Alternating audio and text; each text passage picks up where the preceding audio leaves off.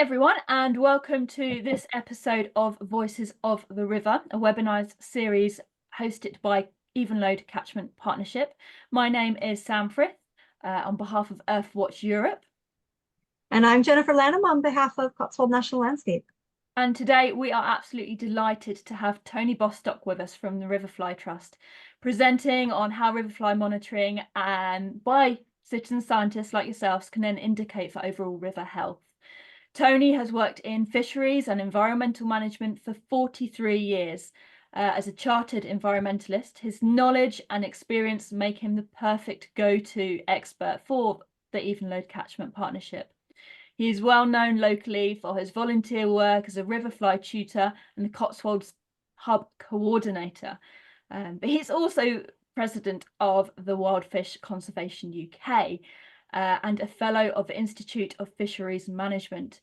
And notably, Tony has received a well-deserved MBE from the Queen at Windsor Castle in April 2016 for his services to fisheries and the environment. So a very, very exciting person to be speaking to. Thank you so much, Tony, and welcome. Oh, that's great, Sam. Thanks very much. I think you have to write my headstone. I think that sounds... And I just want a short story. I played table tennis with my grandson last week, and he said, "Grandad, you got a medal, didn't you?" And I said, "Yeah, I did. I got that from the Queen at Windsor Castle." He said, "Oh yeah, Queen Victoria." I said, "Look, I am old, but not that old." There we go. So shall I crack on then, Sam? Yes, please do. Okay. Well, thanks very much for inviting me. Fantastic introduction, probably far more than I deserve. Just wanted to touch on firstly about the work of Rivers Trust. And there's a Rivers Trust now operating in probably every catchment in the UK and in Ireland now. It's a growing group, probably one of the fastest growing environmental groups in Europe still. And they do lots of work. I'm not going to read through lots of slides, but I think the Rivers Trust is known as doers. They just get the job done, whether it's fish passes, habitat restoration, education, agriculture, whatever. They just get the job done. So I guess that's the only claim to fame of Rivers Trust, but do great work and get involved with lots of volunteer and community groups and, of course, catchment partnerships. Personally, I'm involved with the Windrush Catchment Partnership on a small scale. And I guess that work really is always so rewarding, and get involved with tree planting and river cleanups and obviously riverfly monitoring and removing invasive species, all that kind of stuff. And really is rewarding work.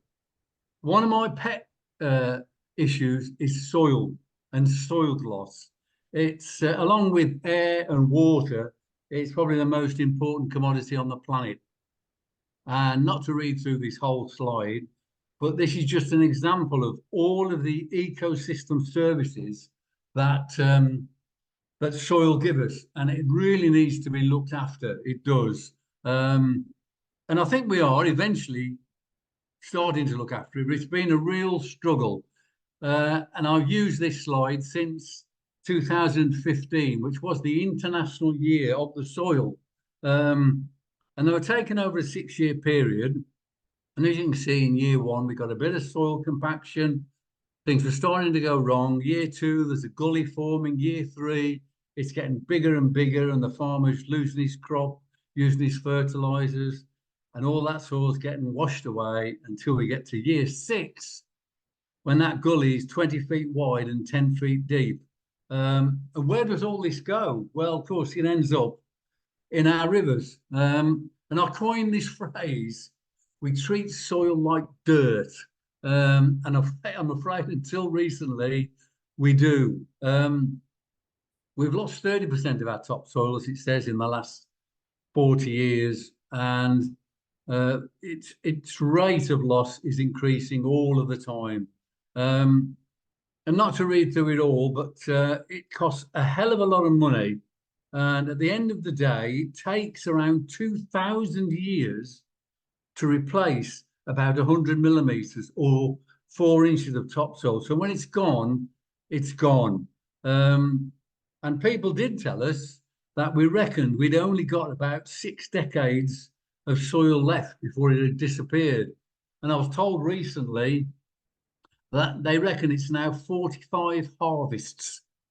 And when 45 harvests have gone, most of our topsoil is going to be gone. So, you know, we are taking action, but it's very slow. And as you can see right at the bottom there, we've still been waiting since February last year for a soil health action plan. And I guess with the change of government, these things have been slowed up even more, but it's getting more and more important. As is this, what I call sewerage confetti. And a lot of this is farm plastics and that kind of thing, but it is something we can all help with. You know, we shouldn't be putting wet wipes and things like that down the sinks and the toilets. It's bad news. And we see this, well, all over the country. And it really is a disaster.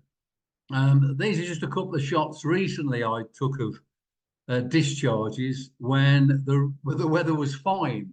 And they are illegal discharges. And I've just added a couple of notes, which I find quite frightening, to be honest. Last year on the River Colne, just from Fairford, they discharged raw sewage on 163 occasions. That's 3,391 hours, which equates to 141 days. And that's just from one sewerage works. If you look at the Windrush, from 3 sewerage works in 2023, they released sewage untreated for 4,782 hours. That's 302 continuous days. And it's got to end. And, you know, I guess the public are getting more and more attuned and involved with this, but it's going to take a long time to resolve. It is. And unfortunately, all of our rivers, virtually all of our rivers, are in a real state currently. Every single river in the UK is polluted chemically in some form. However, if you look at the Water Framework Directive and our area, Thames are the worst. Only 3% of our rivers in the Thames area reach good ecological status. And that to me is only a basic measure. You know, so it's bad news all round. They are saying, or did say, by 2027, 55% of our rivers in the Thames area would be in good ecological status. Unfortunately, it's just not going to happen. And in fact, Thames Water were recently fined £104 million because of some of these issues. However, it's very unlikely they'll ever pay any of that money over. And even if they did, the problem with that is that money just disappears in the exchequer. It does not come back into paying for the infrastructure that's required, the cleanup that's required, and repairing the damage that's been caused. The last government were preparing to change the legislation, so fines on water companies and for pollution incidents did come back to their local environment. But I'm afraid, again, with the change of government, whether that's going to happen, I don't know. But here's a couple of shots of the even load, which I thought were interesting. If you look back to the spring of 1994, look how clear on the top 2 pictures the even load was.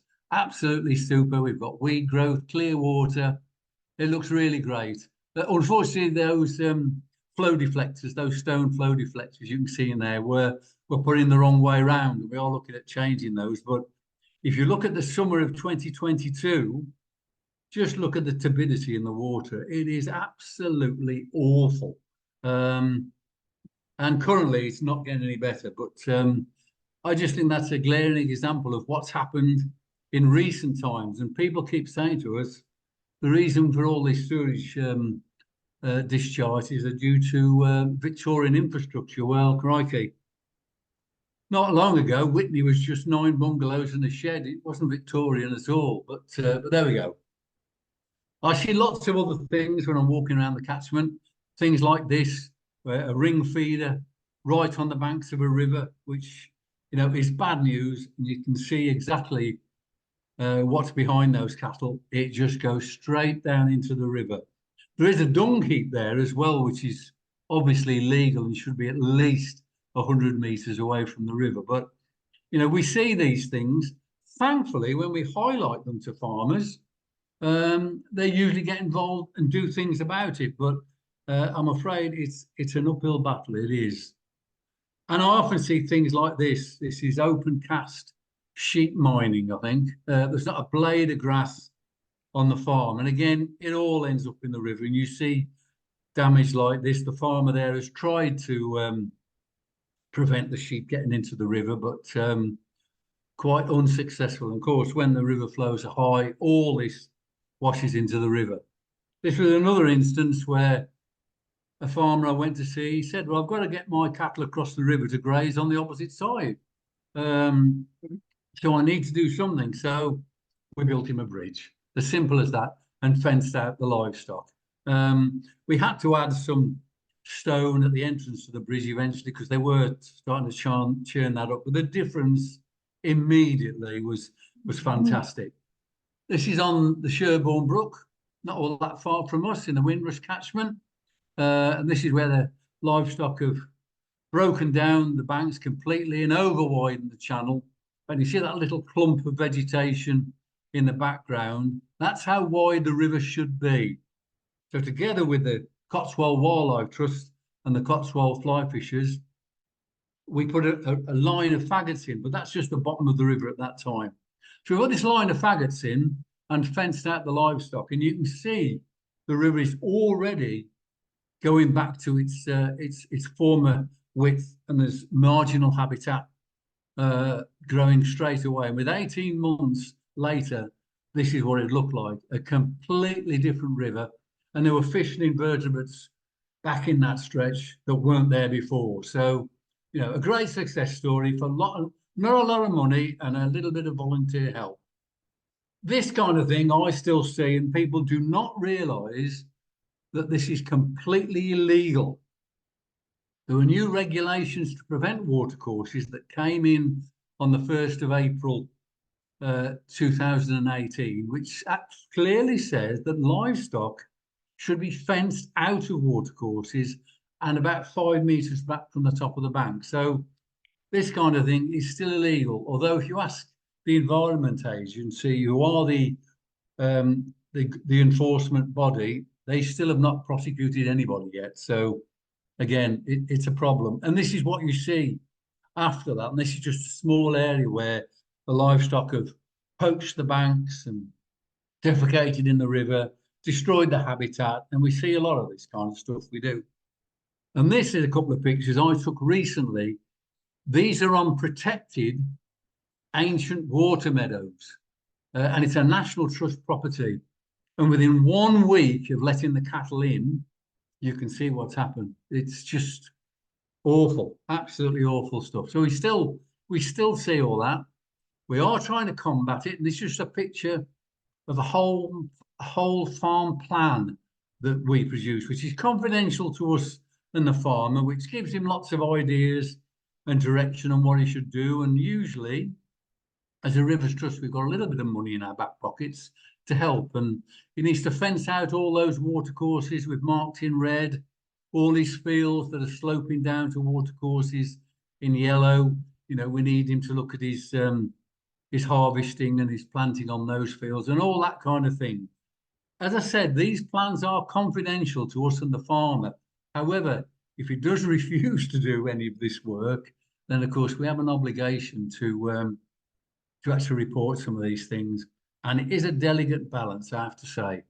We've got a little publication, which I think you can still download as a low resolution copy, and it's called Water Friendly Farming Guide.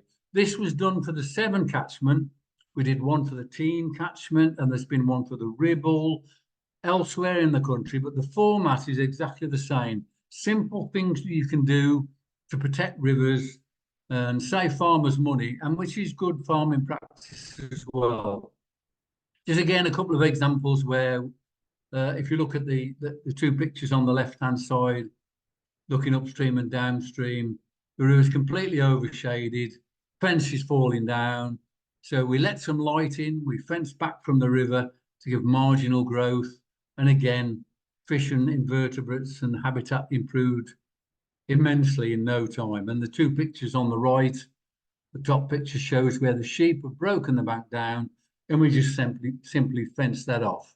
And you can see the marginal growth is back. We've got rabbits and butterflies and everything you can think of in that marginal habitat. So it improved dramatically. Thankfully, I don't see this so often now, thankfully. But it has been an issue. But again, you know, with a bit of education and not a lot of work, you know, we can remedy that. And that's what it looked like 18 months later. We'd fenced out the livestock, did a bit of seed planting, and you can see the improvement is absolutely phenomenal. Similar again, the chappie here was about to lose his shed into the river at the bottom of his garden, and not the kind of thing we'd want to do. But again, we felled that tree across, fenced out the livestock, graded the bank a little bit, and again, that's what it looked like 18 months later. So a tremendous difference. Here again, the livestock you can see on the top left-hand picture, broken it all down. There was no spawning habitat. They destroyed everything. And we simply fenced this out and put a few small, very small flow deflectors on the bottom of the stream. So when the river is very low, like it is on the top right-hand picture, we've always got a small flow of water with a good flow velocity to keep the gravel clean. And the vegetation comes back in no time, and you've still got the same flood capacity. So again, simple things. And again, bottom right picture there, banks broken down, fenced it out, put stakes in, filled it with brash, and the difference in no time, just fantastic. Barriers are a big problem throughout all of the catchments in the UK. This is on the Windrush. They hold back sediment, they cause impoundments above, they prevent migration of invertebrates and fish, both upstream and downstream, and their access to spawning habitat is depleted. And upstream, of course, the habitat is completely degraded. This is something that is a major issue when, of course, we get beaver dams, because beavers do completely block off rivers. And at the moment, DEFRA have said they will not issue any more permits for wild beaver releases until we can get a picture of what really happens. It'd be great if you could put beavers in the uplands and they could hold back water in the uplands, but of course we can't keep them where we want them to be. So I guess the jury's out on further introductions. And here we've got weirs that we can't take out, which is the best option. And we put either technical fish passes in or bypass channels, which are a better option. But the best option of all, as in this case, is to remove the weir completely. It looks a bit raw there on the right-hand side, but it soon vegetates up, as you've seen from previous pictures, and migration and habitat gets restored pretty quick. And we do have to build some big fish passes on some locations. This is directly below the castle in Ludlow, where it's a listed structure. And as you can see from the guys there working in the river, it was a big project. And that's called an Arinier fish pass. You can see from the central bottom picture, it's got what's called a Arinier pass, which is baffles on the bottom, which slow the water velocity down to less than about 1.5 meters per second. And then it can be accessed by fish, invertebrates, crayfish, eels, everything. So great stuff.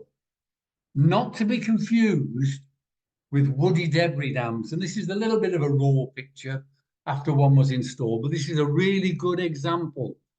People think when you put woody debris dams in, that they're to hold water back, but they're not at all times. As this picture shows, when you've got low water, there is no obstruction whatsoever. The value is when the water level rises and it holds water back. But that's the key. In low flows, it shouldn't hold any water back. And that's the problem. People don't quite understand that. They think it's got to be a dam and cause an impoundment upstream at all times. That's not the case. So that's a good example. And these are just small things that we do on a regular basis, working with volunteers on a Thursday every week, putting flow deflectors in rivers to speed up the flow, cause more diverse habitat. You can see they're always facing upstream. And on the one there on the right-hand side, the gap in the middle that produced, this was just on the River Colne, where it was 6 inches deep all the way across. Uniform channel, little habitat. So we put these 2 deflectors in, and the central channel scours out a deep hole, which becomes lies for fish and gives us that diversity in flow. And when they face upstream, of course, they force the flow into the centre of the river, which is very important. I've seen some flow deflectors put in downstream. Well, of course, they deflect the flow to the river banks and cause erosion, which you don't want. So that's just small things. Bankside revetment, where banks have been broken down and eroded away. We just put lines of stakes in and fill them in with brash. And eventually, water flows into those areas. And if it's heavily sedimented, that sediment drops out and rebuilds the bank over a period of time. So, initially it's great for fry and invertebrates as habitat, but eventually it reestablishes the banks. Here's a little project that we did not so long ago on road runoff. We were very concerned that triple SI was being polluted from road runoff. So we did an experiment after a heavy rainfall incident, and we put 4 bottles in the river, 1 a kilometre upstream of the road, 1 directly upstream, 1 directly downstream, and 1 a kilometre downstream. And you can see the dark coloured bottle, of course, was the one directly downstream of the road, and the stuff that was in that was horrible stuff. Arsenic from car tyres and all that kind of stuff. So we had to put in some settling lagoons below. But you can get, or used to be able to get, funding for these kind of projects from Highways England, from their environment designated fund. But whether that's still running, I'm not quite sure. And another little project we ran, which I got really excited about, was for dippers, which the numbers had declined dramatically on the River Team in Shropshire, which is the Severn's second largest tributary. What we did initially was to put nest boxes on all the bridges where there were not dipper nests. There's 146 boxes. Within 3 years, we'd got 146 dipper nests. So it was a great success. What we found was where water quality was good, invertebrate numbers were good, fish numbers were good, dipper numbers were good. So it just showed how intertwined the ecosystem was and how important it is to have those 3 things linking together. Conversely, where water quality was poor, fish numbers poor, invertebrate numbers poor, dipper numbers were poor. We did have a slight problem because we generated all these nest boxes which were all used, and the dipper numbers increased dramatically. However, then we highlighted a problem. Had we overpopulated the river because there was not enough food available to support that number of birds? Because what we found was the average weight of the bird over a period of time was starting to decline. And we thought, have we just overpopulated? But we hadn't. When we had some deaths and we did some autopsies, what we found was the poor old dipper was ingesting up to 200 microplastics a day, and hence the problem. So microplastics now in the environment, of course, recently highlighted, but a big problem. On to riverflies. Some of you know we run a riverfly program, training volunteers to look at riverflies. a really important part and component of the environment, as you can see from those two charts. Been a continuous decline over the last 50 years, although I did listen to a parliamentary session not so long ago where it was claimed that our river invertebrates had increased by about 9% in the last 10 years. Where they got that information from, I have no idea. And so I challenged it. It turned out they had increased, but they were only measuring to family group, to taxa group, and not down to individual species. If you did that, obviously it showed the decline. So we love to go out and train people. We have a lot of fun days on the workshops. So far since 2008, trained 931 people. I'd love to get to 1,000 before I retire, which I should have done years ago, but we shall see. It is the largest volunteer monitoring group in the UK. And just in the Cotswolds alone, we now have 90 sites registered on 31 different rivers and streams. So it's been a pretty exciting project, and it's moved on to other things now in terms of species level monitoring and water sampling and all those kind of things. So it's been an exciting program, which we're proud of, and hope that more and more people will sign up. No pressure on anybody. They're fun days, and we've run these workshops for community groups, anglers, scouts, schools, everybody you can think of that's got an interest, and just great fun. Here's one from the Even Load, ran, I think, last year. This is in Charlbury. Just wanted to show these pictures because you can see from the top, well, if you look at the bottom right-hand picture, if you look, I'm in the river there trying to do a sample. If you look to the left of that picture, you can see the water behind me is fairly clear. Highlighted even more with the top right-hand picture, that's the little mill stream coming in, and the water there is crystal clear. But look at the main Even Load, and that turbidity, absolutely awful. And I just wanted to use those pictures as an example. I mean, we had a good day; it was great fun. But again, you can see the turbidity in the Even Load was absolutely awful. And these are things we look for. These little critters, stoneflies, mayflies. The stonefly there, the biggest picture there on the top left. Flat-bodied nymphs at the bottom, mayfly nymph there, top right. Right at the very top left-hand corner is a case caddis and a shrimp next to it. Great to enjoy these things. We look for 8 different groups.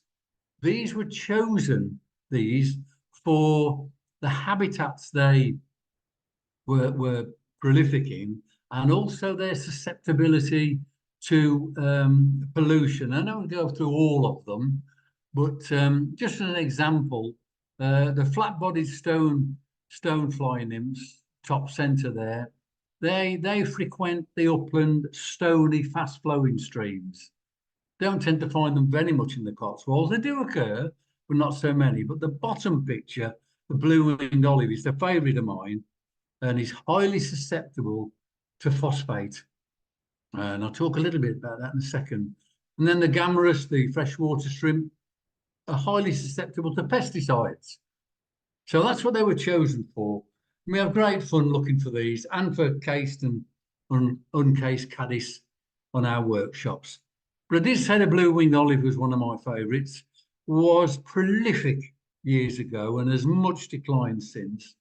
And that's an adult, called the blue-winged olive because he's got these slaty blue wings. And as I said before, was really prolific years ago. That's the nymph. Again, he's got very distinctive bars on the tails, bars on the legs. He's got a hobby horse action when he swims. Fascinating thing. Unlike all of the others, they spend the winter in diapause. So their eggs don't hatch out like the other invertebrates within a month. And they sit in the river. They start to develop and then sit in the river as eggs for about 183 days. And where phosphate levels are high, of course, it kills the eggs. And you can see as phosphate increases, the mortality rate on the eggs It goes up and up and up. And you want 0.05 of a milligram per litre, really, to be good for them. Once it goes above that, they decline dramatically. And as I said before, I think everybody's seen freshwater shrimps from their pond and jam jars from when they were young, I guess. But of course, we get the invasive species now, which are a real problem. But if you want to learn more about river flies, then we're quite happy to run workshops. We're hoping to have one planned, I think, late October or maybe early November this year, somewhere in the even load. And you can buy the brochure that's at the top there is a Field Study Council leaflet, which is really fascinating thing. We use that in schools. The bottom left-hand picture, Guide to Freshwater Invertebrates, is the actual Bible. All of the statutory bodies and ourselves use that. Very detailed keys. You'll get down to species level for everything. There's also specialist books on mayflies, which is the right-hand brochure. And the one in the middle is the leaflet, the fold-out leaflet you get when you attend one of the Riverfly workshops. You can't buy those. You have to attend the workshop to get one of those. So yeah, you can get lots and lots of information like that. I did say before about the invasive species. Have to be really careful with these. We do need to clean, check and dry. These are much bigger than our native shrimps. They feed on invertebrates and fish fry, so they're bad news whenever we see those. Sadly, in some of our urban rivers, we now see more of these than we see of the native shrimp. And we come across these fellas occasionally, the stingnell crayfish. They are a problem with a lot of rivers, particularly even on the even load and the Glyne. There's so many of them. They burrow into banks, they cause turbidity. So they are a factor in causing turbidity in the river. And again, they are bad news to our native crayfish because they carry the crayfish spores, of the crayfish disease spores that they're immune to, but of course they do kill our natives. So clean, check and dry is the message with all of your equipment when you're in the river. And one thing I did want to add before I forget, if you use flea treatments on your dog, do not throw him in the river because fipronil is highly toxic to invertebrates, and we've had lots of issues where near bathing water where people throw their dogs in. We've had major declines in invertebrates because of that. We work with schools a lot with fly life monitoring. It fits in well with the curriculums, both in the classroom and out on the riverbank. It's a great joy to take kids out.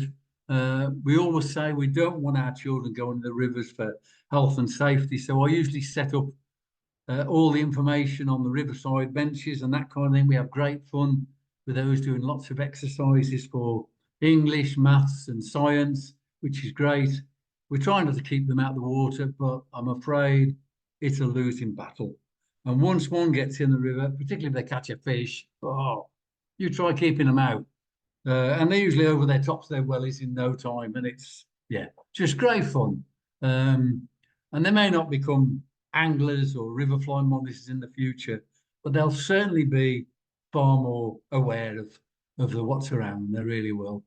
To finish with a couple of projects on the even load, which we'd like to complete. Years ago, we dug out a refuge at Dean Grove near Catcham Bridge, which looks very bare there, but you can see from the bottom picture, it vegetated over very quickly. The problem is now, if you look at the right-hand bottom picture, the entrance to that refuge is now been overgrown. So we need to open that up so it's accessible to fish and invertebrates during all river levels. And the top right-hand picture is where we introduced some gravel years ago to cause or to create some diversity in the flow. And we now need to go back and remodify that. So lots of little projects. We're working at Grintley Hill as well on the even load and Able Woods. which are great projects, which we hope to deliver this summer. I think that's pretty much it. I could go on and on. We're hoping I haven't bored people to death, but I hope that's been of interest to some. If not, I can only apologise, but I'm happy to take any questions. Oh, thank you very much, Tony. That was really, really good. The amount of projects and the extent of work that you've done is really, really fascinating. I had a couple of questions that I was kind of coming up with. Well, from an EC point of view, for community outreach, I was wondering about the Severn Catchment Water-Friendly Farming card that you had.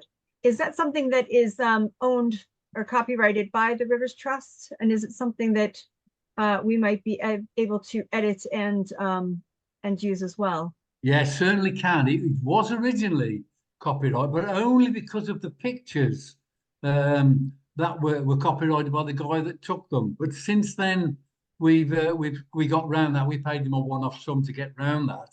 And lots of people, we were the first people to use that. We had one for the river team, which focused on dippers, as I've already explained. And then we created one for the River Severn. Mm-hmm. Then other people edited it and made it applicable to their catchment. So there's one now for the Ribble, the Eden, all over the country. So they've edited it and added pictures to suit their particular catchments. You can find, I think, still a low resolution copy, possibly on the Severn Rivers Trust site. If you can't, let me know. I don't have any hard copies left now. I used to give them out when I did a Riverfly workshop, but we've not reprinted any. But if you do want a low resolution copy, see if you can download it. If not, let me know, and I'll get one to you anyway. Yeah, I do know that there's just been interest again in kind of whether or not, as far as the legality, I was told recently that that it was a recommendation that cattle and livestock were not allowed to go to the river, but that it wasn't actually a hard and fast law. Yeah. So I think there's still a huge amount of confusion over that, and it's difficult to talk to farmers about it. You know, if you say it's illegal or you know, and it's not. So 100% it's illegal, or is it just is a actually, yeah, recommendation? and it's a really good question, because a number of times I've been to farmers and they say, oh, it's just guidance, as you just explained. Or even one said to me, oh, no, it's just down to stocking densities. So I contacted the director who's responsible at the Environment Centre and said, can you give me hard and fast? Are these guidelines, or is it a legal requirement? The answer was, it's a legal requirement. Our position is that we will go to a farm, or when we do a farm visit, which unfortunately is not very often, although they are recruiting, I think, about 50 new advisors to visit farms. And our policy is, if we see this, we issue a caution to the farmer. If we have to return and is not attended to those recommendations and obeyed the law, we then go through the courts and prosecute. Although as I said before, I didn't ask how many prosecutions has there been, and as yet, of course, none. But it is the hard and fast bottom line is it's the law, full stop. So how would you recommend that you know, the average person deals with something like that if they're, you know, on a walk and they see cattle with, you know, regular or permanent opportunity to get into the river? How would you recommend they go about? Do they need to inform someone? Do they call the Environment Agency? What do they do? Yeah, well, it is delicate. It is because sometimes, particularly as the Rivers Trust or anybody else or a catchment partnership, is working with farmers and obviously don't want to alienate them. So it is a delicate balance. But I'm afraid nowadays, I just tell people to ring the hotline number 0800 80 70 60 and report it and ask for an incident number. Now, in doing so, the Environment Agency, who are the enforcement body, will not come out immediately. The only time they now come out is if they see an actual fish kill. That's the only time. However, the more people that ring these issues in, and get an incident number, the higher it goes up the agenda. Yeah. And in the end, all of their work is now currently intelligent based because they don't go out so often for a number of reasons, manpower and other reasons. So the higher it gets up the agenda and the more intelligence they gather, then they get to a point where they have to act. So I always recommend ring that hotline number and get an incident number. And then it is recorded on the national system. Okay. Yeah, we've actually designed some action cards for people which have those details on there for That's both great. the Environment Agency and also for Thames Water if there's a sewage leak. Yeah. But we also have on the back of the cards the actual emails where you can do your environmental information requests to both Thames Water and the Environment Agency if you're looking for, you know, more details. And those are something we try and hand out at every single outreach that we do to try and encourage people to do that. And I think recently the Environment Agency did kind of confess that they were becoming overwhelmed with these information requests and actually unwilling and unable to respond to them, which is you know, quite a big confession coming out of them. It is, yeah. That it means it's working. It is putting them under pressure, but again, you're right. It does mean that there will be more funding and focus in those areas if the demand is there. So it's actually really a positive thing, isn't it?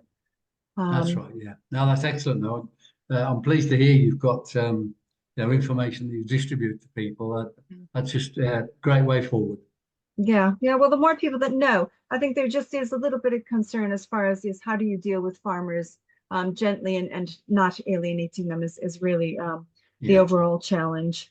But we just want the best for the river, don't we? We want to solve those problems. Yeah. And if there's funding available through organizations like the River Trust, then, you know, to actually make those changes, to create those cattle bridges, then, you know, everybody wins, don't they? Indeed, they do. Yeah, that's right.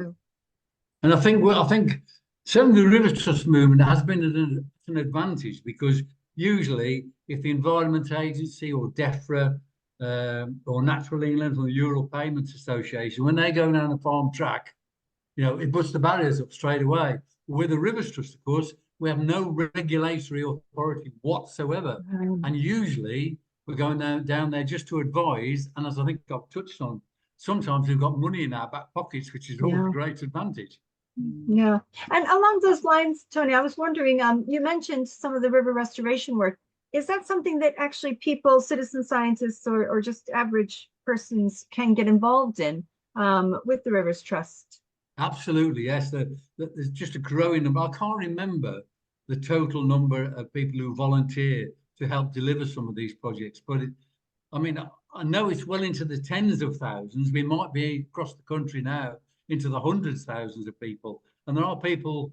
There's more and more people becoming engaged all the time because I think awareness has been raised. That's simply why, and I think people are more concerned about the environment. I used to badger David Cameron when he was Prime Minister, you know, because he was always saying that, oh, we've got to look at education and the National Health Service and all this. That, David, if you don't look after the environment, we are all dead. Mankind is gone. That should be number one first. But as he rightly said, you are right, but I can't say that because I've got a general election to win in 3 years' time. People don't agree with that. So it's all short-termism, but I think the message gradually is getting through, but whether it will all happen in my lifetime, probably not. But at least if we're moving in the right direction, I'll be happy. Yeah. So are there actually any projects going on in Evenlode that people could get involved with? Well, certainly the ones we're going to deliver at Grintley Hill and Abel Woods, we will be asking for volunteers soon. 1 or 2 people have already signed up. They have. It's best to email the Cotswolds Rivers Trust directly, or Jack Knott, who is the director at I think it's just Jack Knott at CotswoldRiversTrust.org. And he'll certainly respond anyway. Yeah, that's something that ever since I started my role with the ECP is I wanted to try and encourage people to actually get their hands dirty, you know, get in the river, get wet and help restore. But I haven't managed to get around to it. So if Jack has potential opportunity, that would be a really great way to work alongside them. And we've got this concept of a river community, which is more of a catchment-based approach, whereby, you know, we don't, if the people down in Stonesfield in the Evenlode want to clean up their river, well, they've got to be communicating with every single community upstream. Yeah. And so, you know, kind of from top to bottom, trying to get all of those communities engaged.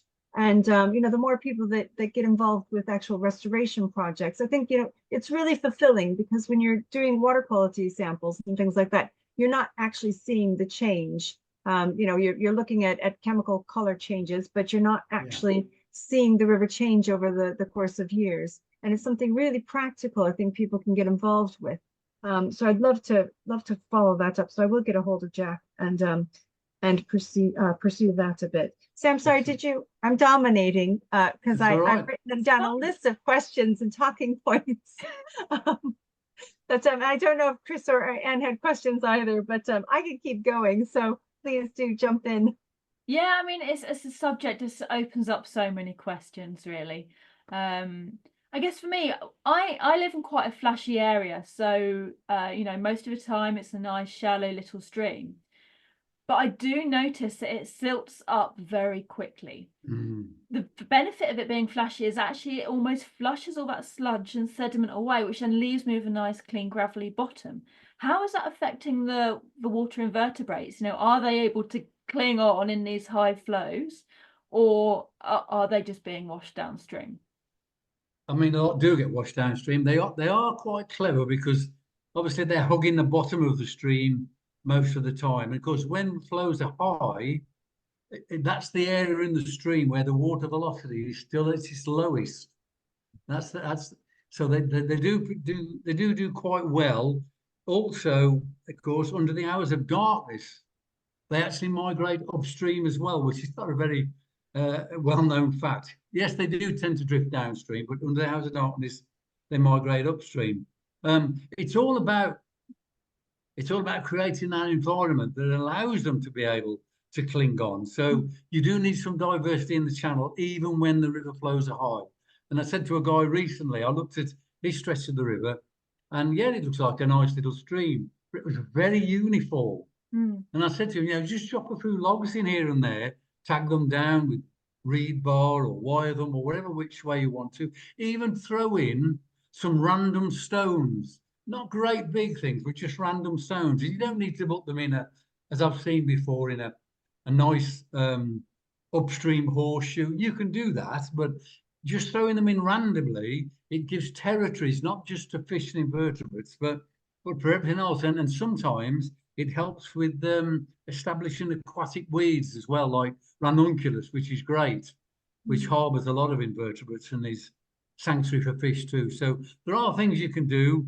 Of course, what I always say is you need to stop all that sediment coming down from above.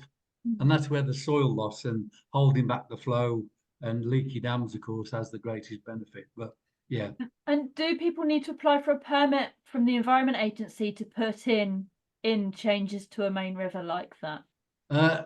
Now, if it's a main river, yes, the Environment Agency are the authority.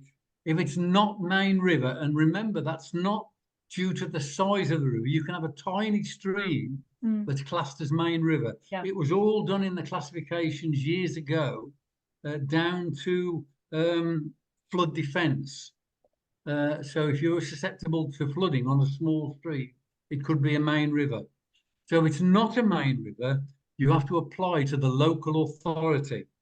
They are the governing body then, which can be a pain, I have to say. Firstly, applying to the Environment Agency for a FRAP permit, they call it, can take up to 16 weeks and up to £185. If it's an ordinary watercourse, the local authority are supposed to charge £50. Although we got into one problem where the Gloucestershire Wildlife Trust, working with us, wanted to put in 20 flow deflectors on an ordinary watercourse. And the council wanted to charge them £50 per flow deflector. Ouch. So we complained and said to them, this is not the way forward. We're trying to do environmental good here.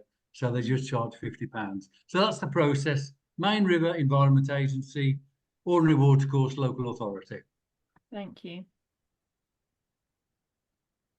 That's good. Did that Ann Miller's put in a question? Does that fully answer that? Oh, I've not She's checked the chat. She said, what do you recommend for us to do where we are looking at side streams which are full of sediment?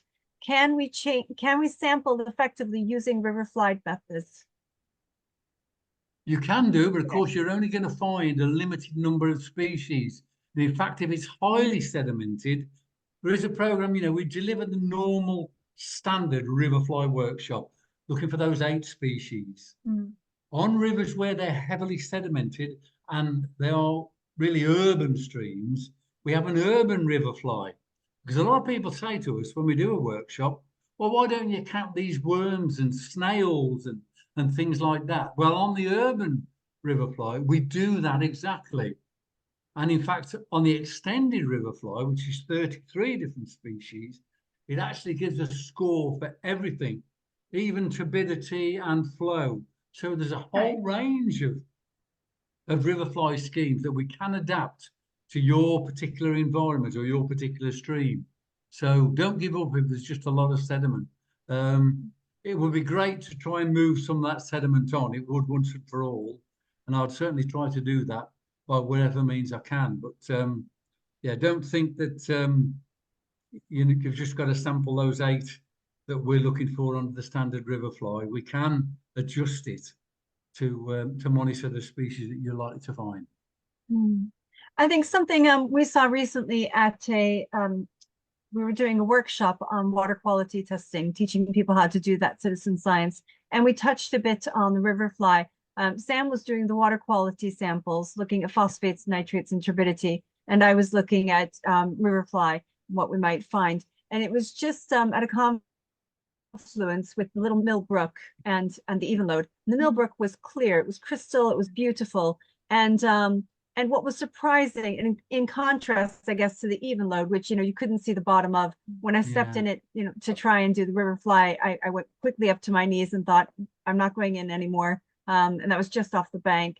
But the contrast was really interesting between the 2 types of citizen science and surveying, because in the Millbrook, the phosphates and nitrates, I believe, were quite high. And equally, I found a good variety of invertebrates. But then in the Evenlode, I found no invertebrates, and the water quality there was actually better for phosphates and nitrates. So it was really interesting. Yeah. You can't actually just look at one without, you need them both to get a really good picture. Yeah. So it's really an eye-opener, I think, for us and for all of the people that were there. I think we had about 40 people there. So it was really, really good to be able to illustrate that just at that location. It was brilliant. Yeah. Yeah, I think somebody just asked the question about the extended Riverfly. Yeah, we're quite happy to deliver that. In fact, Owen has recently asked me if we'd run an extended course. Now, you don't have to go onto the river for that. There's 33 species, and it's run by 33 different 1-minute videos. That's all. Oh, so we can do that in a classroom. And if people want to sign up for that, I'd be really happy to run one of those. I would. The other thing with that, again, it does link together some of those other factors, because each of those 33 species on the extended Riverfly program, there is a score. And some of them, it's a minus score. So if you find, lots of leeches and flatworms, it's a minus score in terms of water quality. And also with river flows as well. So it adjusts it to when you get the full, it gives you a Riverfly standard Riverfly score and an extended Riverfly score, and also a water quality score and a turbidity and flow score as well. So it's far more involved and links together some of those things you just highlighted, which is great. Yeah, that's really interesting, actually, because again, I find my 8 when I do my Riverfly, but there's definitely lots of other species in there as well. Just I've got a question now. Where you found the phosphate levels were high, did you find any few blue-winged olives? Did anybody find any? No. No, that's what. Well, that's what I'd expect to see. Sorry. A chap asked us where there was traditionally prolific blue-winged olives. So I want to get them reintroduced. And we were quite happy to work with him. But the first thing we had to do was say, can you please test for phosphate levels? So we've got a Hannah instruments, those things, and did the test. Of course, the phosphates were sky high. And I said, until we get that low enough, there's no way we can reintroduce. But it has worked on some rivers in the south where they've managed to get phosphate levels reduced, and they've managed to reintroduce blue-winged olives, and that project worked a treat. We did. Oh, wow. So it can work on the ground. It can. We are rapidly coming to the end of our hour. I wanted to ask you, Tony, what book has influenced you the most with regards to your fishing and environmental pursuits? Yeah, well, the first book I had to buy myself was a little book called Fishing Days by Geoffrey Bucknell. Delightful little book. And the only reason I bought it was I hadn't actually taken up fishing, was about to at that point, because my granddad wanted to take me. But I got that book because I won an award at school, I think for art or something diverse. And I got a book token, and I saw this book, and I think I've read it once a year since 1967. And it's just delightful. Talks about lots of different issues, not just about fishing, but the hammer ponds and this kind of thing in the southeast. And yeah, just a lovely, delightful book to read.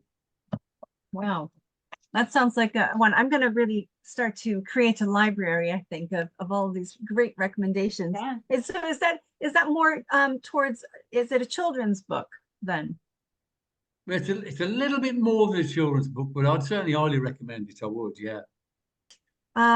Thank you so much, Tony. I always find your presentations really inspirational and remind me of little bits that I've forgotten that are really, really key and very important to remember. So thank you. I'm grateful that you were able to join us today and share all these details. Oh, we've got a dog popping in. There's there's a Wookiee. No, it's been a pleasure anyway. Yeah, and I could quite happily talk to you all day about this, but unfortunately our hour has come to an end. So thanks again, and we will catch up soon. And if anybody wants to come and see us at the Morton Show, we'll be there on Saturday. Talking all things river. All right. Thank you very much. Thank you, everyone. You're all the best then. Bye. Bye-bye.